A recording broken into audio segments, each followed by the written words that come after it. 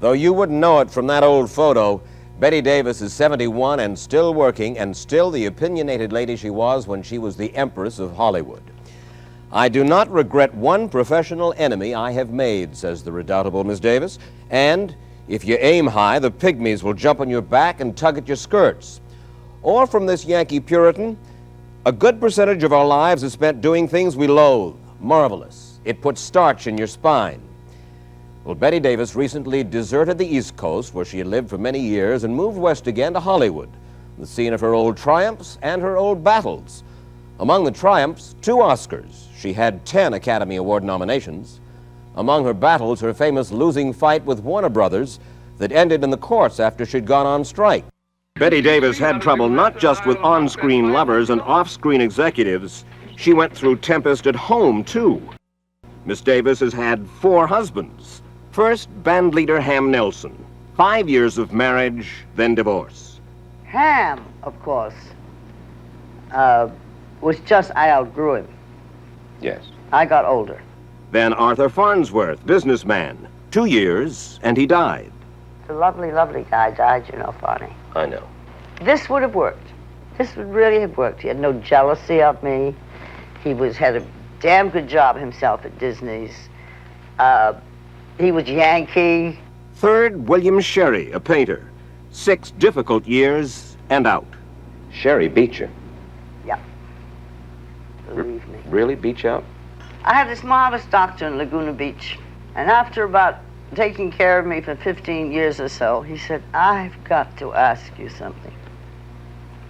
How could any bright woman like you marry the men you did?" And finally, Gary Merrill, 10 years, ending back in 1960 in divorce. That was her last try. Why in the world did you marry Gary Merrill? 4th time around, so you're hardly a novice. He's an actor. You shouldn't have married an actor. He's an actor. I swore I never would. I think I decided, because I love marriage. I believe in marriage. I think a woman by herself is a perfectly asinine a way to live. Also, you believe that in order to go to bed with a fella, you've got to marry him, or at least you believe yes, that. I was brought up absolutely no hidden corners. Were you 26 years old When I married Ham. and you were? I was a virgin. You were chaste at the time. I was chaste. At the age of 26. Mm-hmm. He was a fool. I'd known him since I was 16 years old in prep school. So if you love a fella, and you... But my mother, I blame deeply for this. See, I am so for the change in the morals today. I really am, because that is not a reason to marry.